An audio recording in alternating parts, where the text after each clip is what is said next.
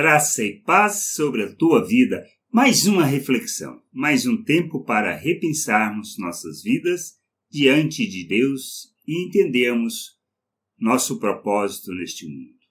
Por isso, comprometimento com o povo. Lá em Neemias, no capítulo 1, versículo 4, podemos ler: tendo eu ouvido, ou seja, palavras de Neemias, tendo eu ouvido estas palavras, ou seja, acerca da nação de Israel, o que estava acontecendo, como estava abandonado, como as pessoas viviam, o restante que tinham ficado, que não tinham sido deportados, como estavam vivendo na miséria. E diz assim: tendo eu ouvido estas palavras, assentei-me e chorei, e lamentei por alguns dias, e estive jejuando e orando perante o Deus dos céus.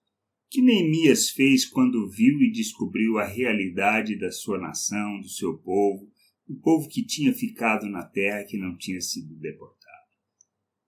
Ele se colocou diante de Deus, se comprometeu com o seu povo, se comprometeu com tudo aquilo que ele conhecia da aliança, das promessas de Deus. Ele se colocou em oração diante do seu Deus. Que nós precisamos entender e compreender, é o nosso papel nessa história toda.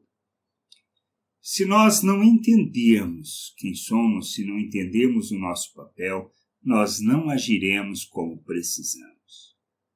Nós temos sido mais religiosos do que, de fato, comprometidos com a vontade de Deus. Somos chamados para vivermos um reino, para vivermos a vontade de Deus, para sermos expressão de Deus neste mundo, o reino de sacerdotes, uma nação santa, um povo de propriedade exclusiva de Deus, que trata exclusivamente do interesse de Deus e de proclamar as suas virtudes, porque fomos tirados das trevas e transportados para o seu reino. Como devemos viver? Compromissados com a vontade de Deus. E como vivemos compromissados se não entendemos? Devemos buscar essa vontade. Devemos nos comprometer com aquilo que seja o querer de Deus e a vontade de Deus para as nossas vidas. Devemos nos colocar diante do Pai, de maneira que a sua vontade se cumpra, se realize em nós e através de nós.